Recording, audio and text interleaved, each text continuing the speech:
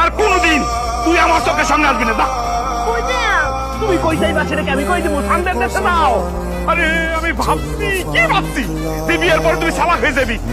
চালাক তো হইলেই না, খালি ব্যাক করার ব্যাক করতে ব্যাক করে রাখলি, তুই আসলে চালাক হওয়ার মতো ভাইয়া না। আমরা গেলে পেট্রোল তো করে, আমি পেট্রোল না তো, আমি চালাচ্ছিলাম। কি কইতেছস? যখন নাকি চালাচ্ছিলাম তখন তিনবার লাগে বেগে গেছিলাম। তারা আমাকে 2-3 মাস করে রেখে রেখে ফেরত দিয়ে গেছে।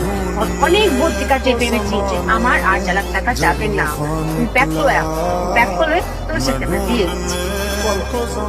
আল্লাহ, আল্লাহ, আমি কি শুনলাম? কি শুনলাম আমারে? আমি তার বিয়ে করছি, ছেলেকে আমারই বিয়ে করার আগে আর তিনজনের সাথে বিয়ে গেছে, 1 মাস 2 মাস করে ছিল। এটা আমি কি শুনলাম?